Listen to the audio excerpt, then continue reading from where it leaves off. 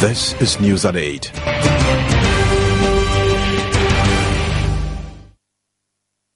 From the Joy News Center.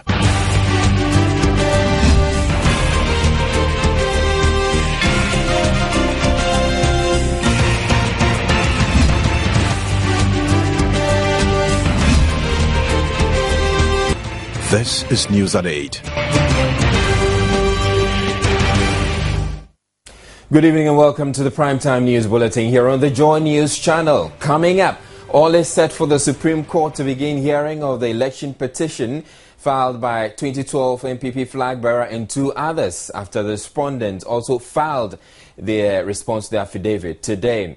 There is confirmation, meanwhile, that there will be live coverage of proceedings. We're expecting a statement from the judiciary shortly. Now, as the president counts down to his first 100 days in office, some think tanks have already submitted their verdicts on his performance. Let us know what your assessment is by posting on our Facebook wall.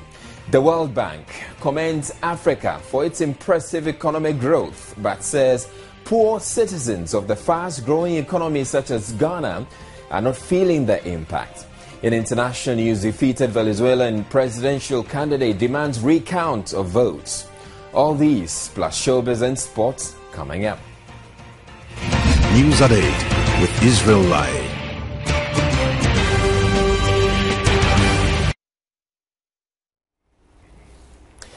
Lawyers for President John Mahama as well as the National Democratic Congress have filed the affidavits at the Supreme Court in readiness for the substantive hearing of the election petition which begins tomorrow.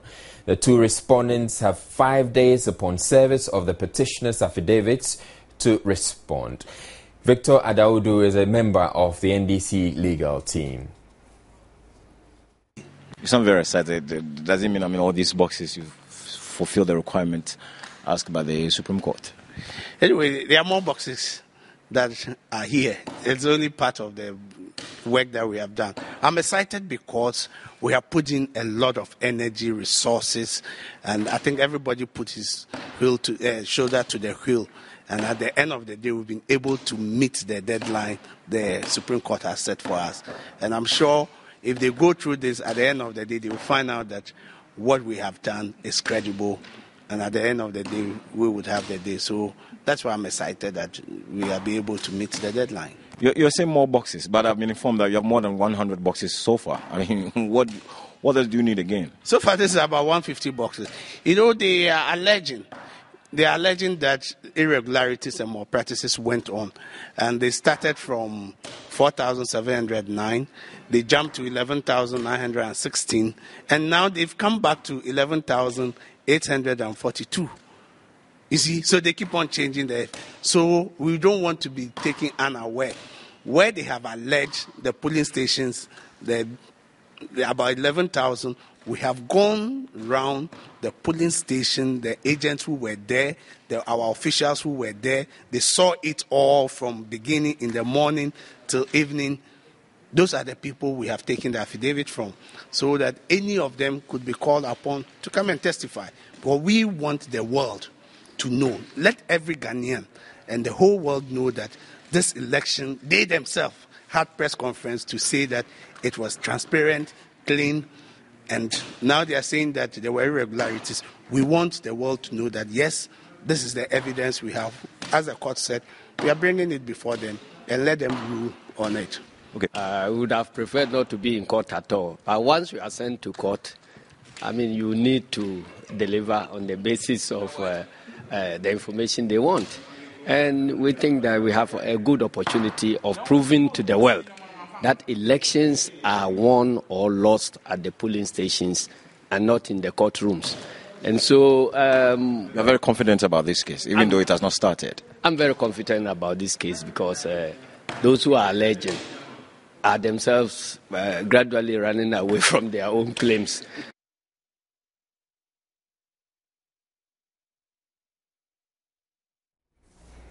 Now, it's unclear if the second respondent, which is the Electoral Commission, has also responded to the affidavits filed by the petitioners. The EC had initially sought to ask the court to vary its own ground rules in order for them to file their own affidavits only after the petitioners had presented their case before the Supreme Court. But the Supreme Court judges overwhelmingly threw out the request and directed the EC to file their affidavits 5 days after the petitioners have filed their own.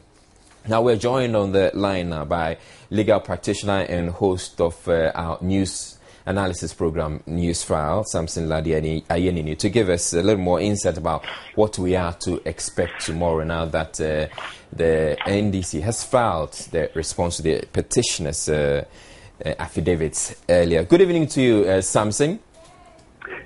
Good evening, Israel. All right, President John Mahama and the NDC have, in the affidavits, responded to the petitioners' claims. So what are we to expect tomorrow? All right, I'm excited myself. I have also just gotten my accreditation, not as a journalist, but as a lawyer to participate in the process tomorrow in the Supreme Court. So I'm able to enter the court unhindered tomorrow, unlike previously where some of us, including lawyers like Isan Kuma, seeking access to the place and not being given because they didn't have any accreditation. So thanks to the Ghana Bar Association for that. Now, tomorrow, the court has set tomorrow down for the start of the trial or the hearing. What that meant was that the petitioners, Nana Akufo-Addo, Dr. Bawumia, Jacob Echebe-Lamte, were expected to file their affidavit. And as you may have heard me explain somewhere on the same network, simply meaning that you are going to have them being called into the witness box to viva voce or orally give their case or tell us why they are in court. But by affidavits, what they have done is to put, reduce into paper or reduce into writing what they will say in the box anyway. So tomorrow, after Dr. Bawumia and Co. had filed theirs, the respondents had 5 days to also file their affidavits also. Unfortunately, as we know, the EC appears, which is the second respondent, appears not to have been able to meet that deadline, but the NDC and John Mahama, that is the first and the third respondents, have been able to fulfill that part of the process. So we go to court tomorrow. Samson, before then, I'd like you to reiterate that point. It's about the EC's inability to file. Do you have confirmation on that? I've checked, and my information is that they have not yet, as of now, filed theirs. And Israel is not too much of a big deal. Sometimes we all default in court when we are giving deadlines, and you would also see that the EC had expected that it would be granted a certain grace period. It was expecting that it would be giving the opportunity so that the NPP or the Dr. Mahmoud Bawumia, Nana Akufo-Addo, and Jacob Echebe-Lamte will completely close their case. After they have closed their case, then the EC would have now come in with its version of the case. But unfortunately, they were denied that opportunity last week. So it appears that it is reasonable to expect that they didn't expect that they will be required to run with the speed that has now, dawned on them. So tomorrow, I suspect you're going to find them asking the court to give them a bit of time. And also, I find tomorrow it is most unlikely that the hearing will start in earnest because the NDC and John Mahama have just filed theirs today, this evening. After you file, there's a requirement on you to serve the parties who are in the suit. Now, it is obvious they are unable to serve them tonight. And even if they serve them tonight, even in very ordinary interlocutory matters, you expect about 3 days. That's the rule, about 3 days of interval before they are able to respond meaningfully to what you have also filed. So tomorrow, I expect that we are not likely to have a full-scale hearing beginning, but the court may take the opportunity again to now firm up the ground rules for the hearing itself. For example, you just confirming to us that there would be cameras in the court, most likely. Now they may announce all of these and announce the ground rules how these things will happen. Ladi Ayenini, thank you very much. You here said Samson Ladi Ayenini. He is a legal practitioner and is the host of Joy FM's news analysis program, News File. But now I can give you some confirmation from my Joy Online that there will be live broadcasts of the presidential election petition in which the New Patriotic Party flag bearer is seeking to overturn the declaration of President John Mahama as winner of the 2012 general election. A source at the Supreme Court confirmed this to my Joy Online, and he said that an official statement will be issued to that effect. The decision, we're told, was taken after a marathon meeting by court officials. The state broadcaster is expected to be carrying this live, but Joy News on multi-TV will also be carrying this live, so there's every reason for you to keep your channel locked right here on the Joy News channel on multi-TV. We'll make it happen. And we'll certainly bring you all the analysis as well, in addition to all that will be happening if indeed something takes place. So just stay tuned to Joy News. We'll bring you all that is going to happen tomorrow at the Supreme Court regarding this petition. Now, it has become a convention for governments the world over to be assessed after their first 100 days in office. As President Mahama gets set to commemorate his first 100 days this week, we bring you an assessment by think tanks Imani Ghana, which gives the president 47% for his efforts, and the Center for Advanced Strategic Analysis, CASA. It will be exactly 100 days tomorrow since John Mahama's election as fourth president of the Fourth Republic of Ghana. We bring you assessments from policy and governance analysts on how his administration has done so far. Imani Ghana's Franklin Kujo thinks that John Mahama in his first 100 days has shown clear commitment and provided resources in building the gas infrastructure to the point of 33%. According to Imani, the president has also elevated the Ministry of Women Affairs to focus on general issues of social protection, and that is very good.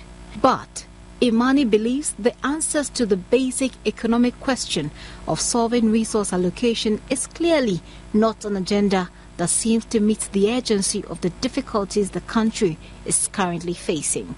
Policy think tank Imani Ghana also thinks the next 100 days should focus on filling the gaps in our structural and cyclical, illogical policy-making and implementation environment.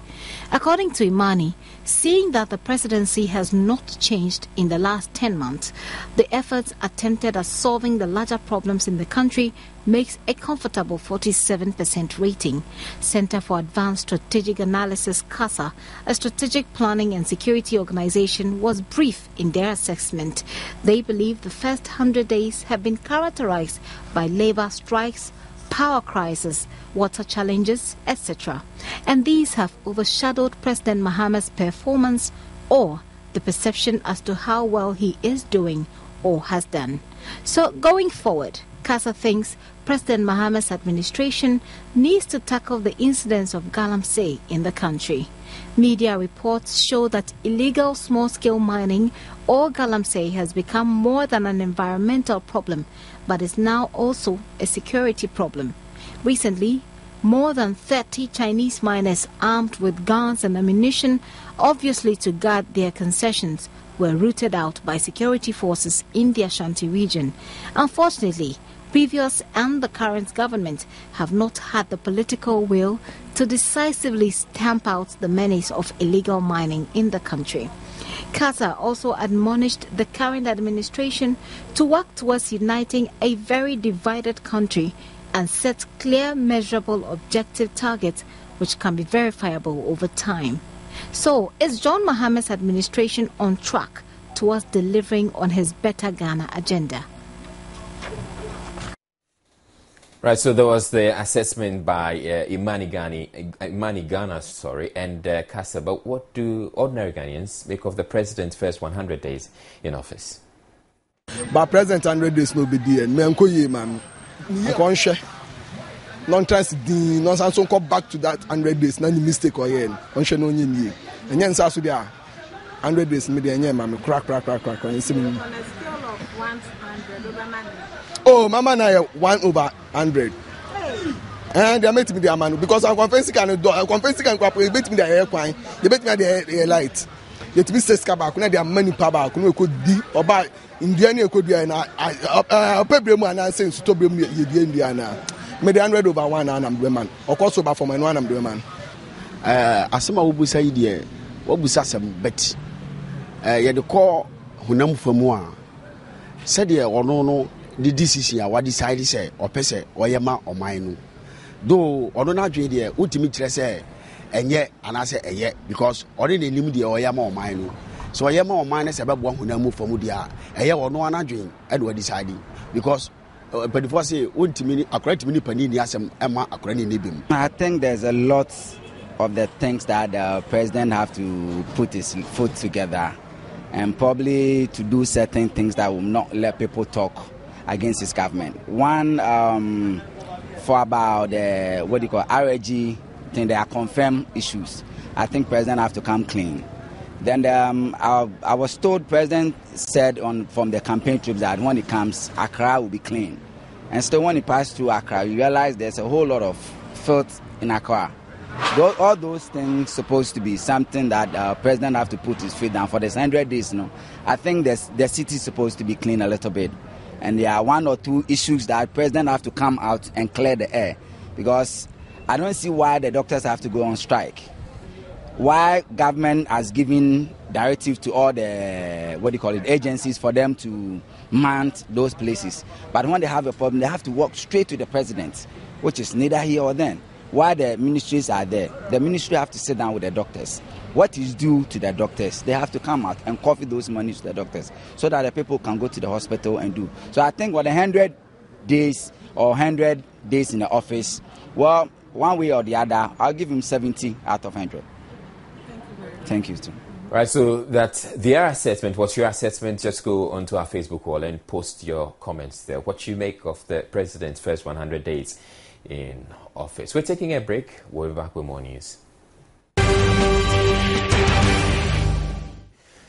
Accra Mayor Alfred van der Poel says the AMA is well prepared for the onset of the rainy season. His assurances on the AM show comes even as commuters and commercial drivers around the Kwame Nkrumah Circle complain about the major storm drain projects which the authority says will have to be abandoned to make way for a more comprehensive plan.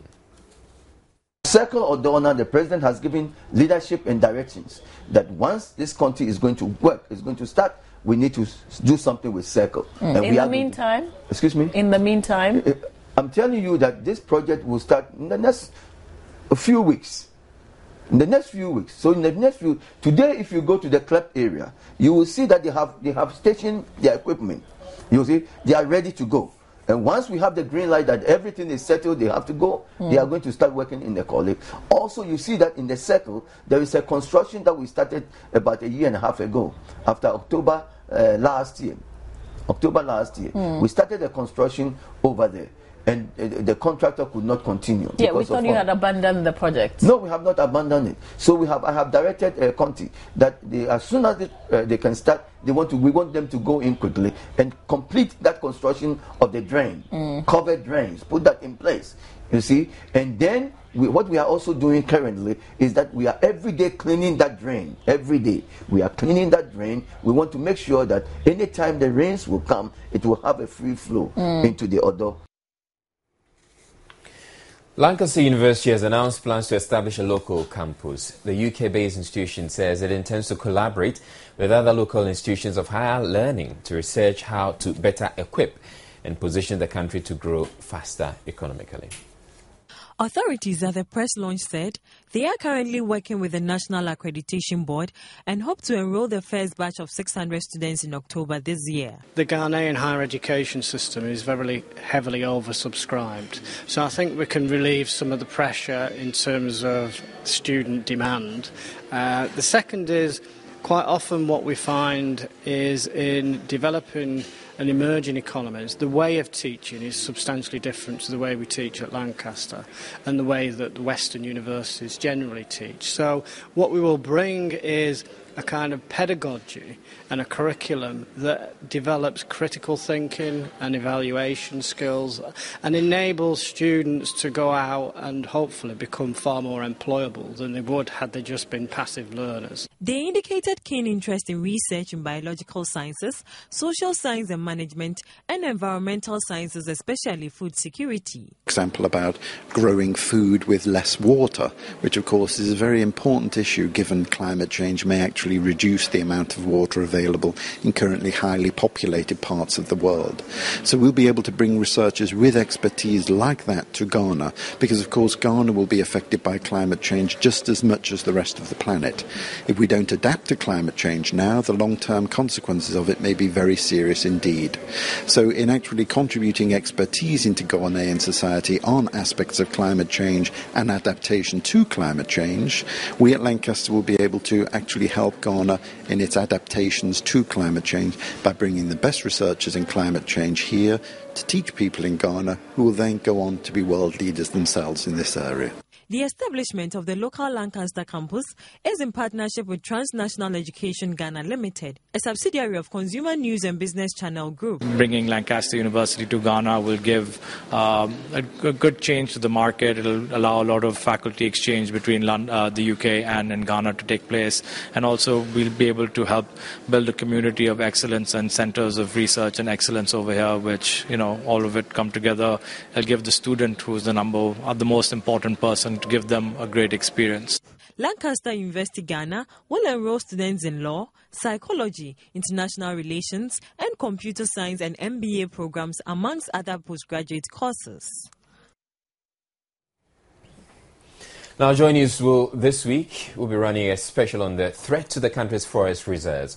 Today's piece takes a look at some of the reserves in the northern region threatened by the invasion of illegal loggers. Manasseh Azuriawini has returned from the West Gonja district, where he reports loggers are now turning to the Mole National Park after invading the Keni Forest Reserve. These forests are not here by accident. In this district alone, there are two major forest reserves, the Mole National Park and the Keni Forest Reserve. There are also minor forest reserves such as the Damango Scarp, Nyangbong, Bombi and Damango Town Plantation. These reserves, like others in the region, are in danger. The Forestry Commission recently issued a permit to the Savannah Investment Ghana Limited to fell only trees along the road, which is under construction. But inadequate supervision on the side of the Keni Reserve has resulted in logging beyond the market area. According to sources, the forest reserves in the area have been depleted of economic trees, especially the rosewood. The Mole National Park is the only reserve which has not been invaded by the illegal loggers. But manager of the park, Dubiri Omar Farouk, says the threat of invasion is imminent. There is no logging inside the Mole National Park, so far as I know. And those, I've read two publications so far about alleged logging by other chains of operators or logging companies in Mole National Park, but the stories are completely false. What's the real state of affairs? Now, the real state of affairs is true, there's a lot of logging outside of the protected area, but inside of Mole National Park, there's no logging going on. Though the regional manager of Forestry Commission blames the illegal felling of trees on the connivance of chiefs, Joy News investigations reveal that the Forestry Commission is complicit in the activities of the illegal loggers. Joy News intercepted permits issued to 5 different logging companies to salvage trees that have already been felled by illegal chainsaw operators. But according to sources, the companies use these permits to fell fresh trees and are given the clearance to convey them. With the connivance of the chiefs and local people, the forest reserves are being depleted. All right, so we just have this news coming in. It has to do with the live broadcast of the presidential election petition. As I told you, the Supreme Court was due to give confirmation. Now we have the confirmation, and a statement has just come from the Judicial Secretary, and I'll just read it to you. The Honorable Lady Chief Justice, Mrs. Justice Georgina T. Wood, has directed that the proceedings of the presidential election petition currently before the Supreme Court be broadcast live via television and radio. This decision has been taken in response to the increasing calls from the public for the proceedings of the court to be broadcast live in view of the historic importance of this case. The Supreme Court will communicate guidelines for the live broadcast at its next sitting. We expect that all media houses will cooperate and comply with the guidelines when they are announced. We cherish the hope that this decision will deepen our country's democracy and satisfy the greater public desire for accurate and up-to-date information on this historic and landmark case. So this is a statement just coming in from the Judicial Secretary, and has to do with the live broadcast of the presidential election petition. As I told you earlier on, we got some confirmation from our source, and we were expecting that this statement will come through, and the statement has indeed come through. But as you just heard in the statement too, it says the Supreme Court will communicate guidelines for the live broadcast at its next sitting, which will be tomorrow, and that just falls in line, or is confirmation of what our legal practitioner, Samson Ladia Yenini, he said earlier, that if the court decides to go ahead to grant this permission, we expect the guidelines to be set out at the next hearing, which is tomorrow. And as I told you earlier on, Joy News will be bringing you here.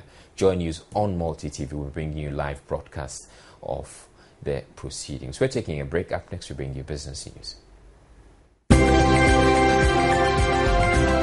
Joy News Business is brought to you in association with Maximum, your world of maximum possibilities.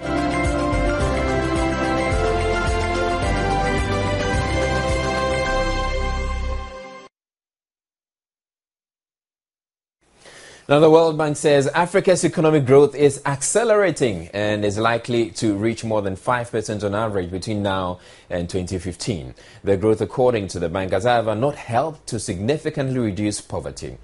It therefore wants African governments to invest more in agriculture, which employs about 80% of the poor. The continent's impressive growth came despite a global economic slowdown in 2012, buoyed mainly by high commodity prices and strong consumer spending, which accounts for more than 60% of Africa's GDP. About a quarter of the countries grew at 7% and were amongst the fastest in the world. The World Bank also commended the continent for making good progress towards some of the Millennium Development Goals, though lagging in a few. There is considerable variation in performance across both countries and Millennium Development Goals. For example, on the ratio of girls to boys enrollment in primary and secondary education, we find that half of African countries have either reached that goal already or are on track to reach it by 2015 or soon thereafter. However, on some other goals, the progress has been limited, for example, with access to improved sanitation. According to the bank, a stimulated agricultural sector is key in alleviating poverty. Otherwise, it says, the impressive growth will mean nothing to the poor. There's an estimate that worldwide something like 1% growth in agriculture is 4 times as powerful in reducing poverty as non-agricultural growth. The poll shows one of the ways of doing it is to focus on staples production, maize and rice and so on, for which Africa has a comparative advantage. So I think what we need is a program where we focus specifically on mineral-rich countries to make sure that they spend the money, spend their resources in such a way that benefits the poor. The World Bank has also called for policies to guide the informal sector, which employs close to 80% of the continent's labor force, to ensure they are productive and thereby reduce poverty.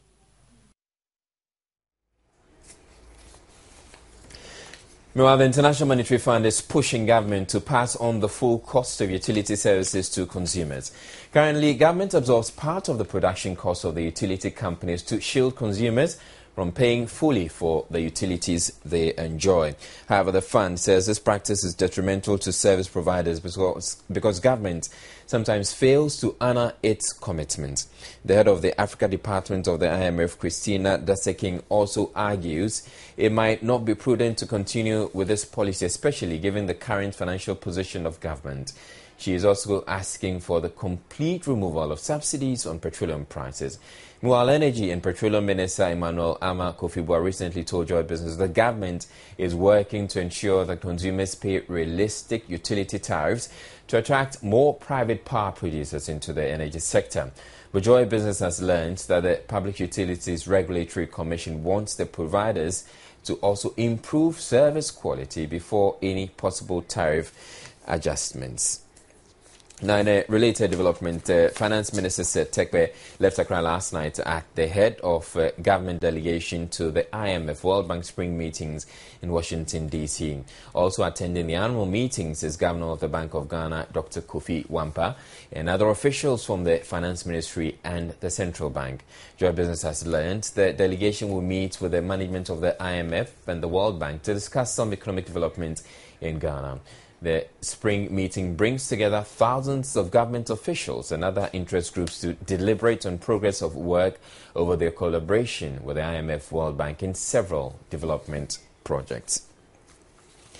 In other business news, the youth are being urged to make something of their lives by seizing the many opportunities in the country. According to the chief executive of the Kama Group of companies, this is because entrepreneurship is the one sure way to significantly reduce the high unemployment rate. Dr. Michael Ejekum Ado was addressing a seminar on entrepreneurship. Kama CEO advised graduates not to wait for the government to create jobs for them, but rather employ the skills acquired in school to create jobs. If as an entrepreneur and you are having your own business, would you go on strike? And now, if you are going on strike because the government has employed you, do you think he will continue to create business for you to come and go on strike and mess him up? So the more we go on strike, the less it will be of interest to the government to create jobs. So very soon, there will be policies whereby if you are a doctor, you might have to create your own job so that the government will not employ you. Entrepreneurs, according to him, are not born but made. He maintains, though business opportunities abound, only a few are able to notice them. And somebody is making so much from waste. He had a third eye to see. If you were asked to carry waste from house to house to a dumping site, you say that, no, it's not your job. But now, you even go and beg Mr. Japan for him to employ you. He has put up a university to train people in a master's degree in waste management. You go to 37 Military Hospital, you see somebody selling coconut water. You crack the coconut, you put the water through the machine, and it comes out chilled. That business is for me. See opportunities and seize it. You are passing by opportunities every day. We are so rich as a country. People are making, people's lives are changing. We have the manpower. We have I would say that the cost of borrowing is very high. But most of them, it doesn't require big time money. The seminar, organized by the Pentecost University for its final students, aims to excite them to want to create businesses rather than seek jobs.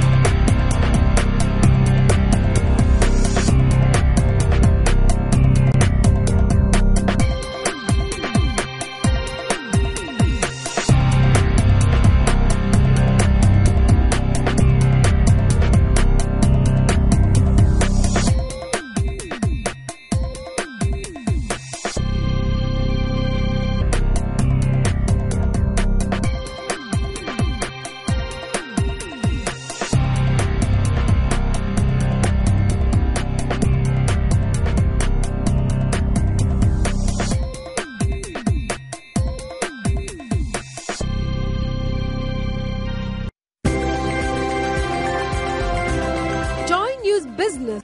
So time for the very latest in the world of sports. My name is George Adi Jr. Let's talk about the Starlets, and everybody's sad really. And Ghana endured one of the worst defeats in the African Under-17 in history as they lost 6-1 to Nigeria at the 2013 African Junior Championships yesterday in Morocco. The Starlets could still qualify for the FIFA Under-17 World Cup if they win their remaining group matches against Congo and Ivory Coast. Some sports journalists who have been speaking to Joy Sports are confident the task is plausible. On the back of our 5 years of missing out on it, I'm sure it's strengthened and toughened us up to make sure we get it very right. And I foresee them going in and giving it the best of all. I know a lot of the players come from academies. I mean, you have some coming from Right to Dreams, some coming from Feyenoord, and academies are always doing very good jobs with beginners. And so for me, I'm sure they have what it takes. But individually, I'm sure at the back of the players' mind, they know that this is going to be the beginning of greatness for them. And so they've got to go out there, play individually well, but collectively as a team, so that they can achieve laurels, first of all, to qualify for the World Cup, which will be a major and a bigger stage for them to exhibit their talents. They cannot, if you like, squander this opportunity. And I hope that the players, the coaches and the technical team will drum this point home and tell them that it's a unique opportunity not every player is going to get in his lifetime. Once they've been given the needed exposure, what is left is for them to deliver. So I expect them to emulate the recent performance of the Black Satellite and bring Ghana, if nothing at all, silver. All right, so we continue to say a prayer for the Black Starlets because they have 2 more games. Let's see how that pans out. Let's stay in the world of soccer, but switch to the MTN FA Cup and the draw for the quarterfinal stage of the 2012-2013 MTN FA Cup competition will take place tomorrow with 8 teams, 2 Division 1 sides and 6 Premiership sides standing a chance of meeting each other in the domestic cup competition. Indeed, wish him very speedy recovery. And a new clothing line, IQ Fashion, a Turkey-based fashion company, is the latest to arrive in town. As the demand for fashion rises with the increasing fashionable taste of Ghanaians, you can only hope to find more outlets to respond to this fashion craze. IQ Fashion is the latest kid on the block.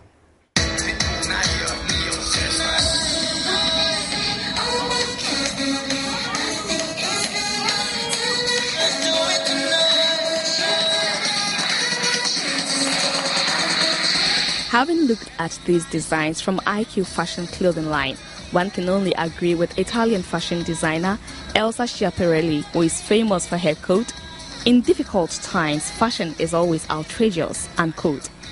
But Kofi Krofa, country director of IQ Fashion, thinks otherwise. Now, when you wear IQ, you know you are wearing a fashionable thing. Your IQ is your fashion. You notice that I mentioned that your IQ is your fashion. If you want to look good, you wear IQ products. If you want quality products, quality material, textiles, you wear IQ. When somebody sees you with IQ, they'll know that you stand out from all the other brands that are on the market. If you know good trend, quality clothes, you know that if you patronize IQ, you're patronizing the right thing. Indeed, when a person is in fashion, all they do is right. I mean, look at me. I'm IQ up and down. So my clothing alone should be able to tell you, how do I look? I'm looking good. Beauty, they say, lies in the eyes of the beholder.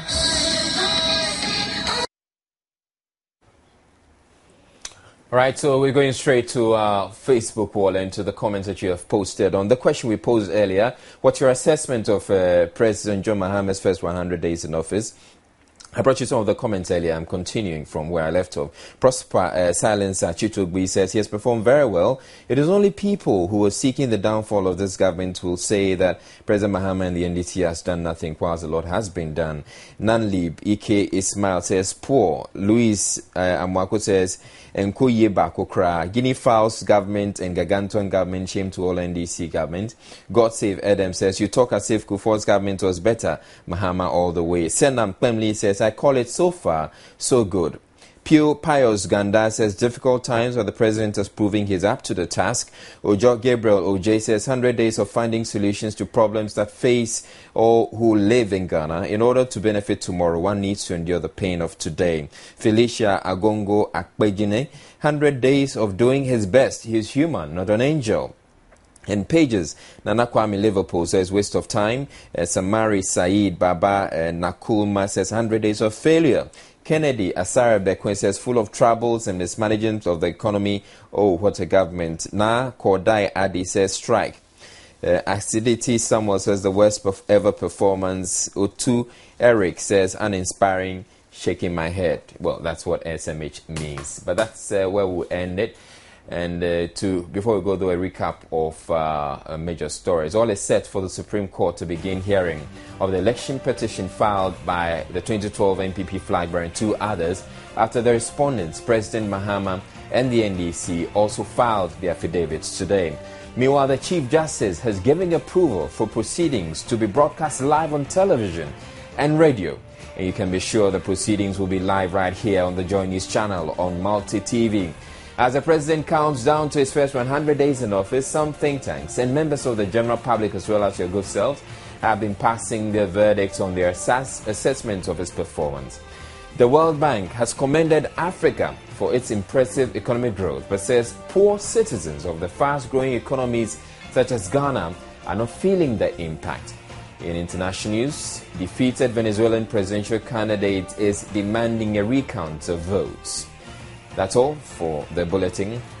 My name is Israel Laye. Have a good evening. And PM Express with Stephen Anti is up next.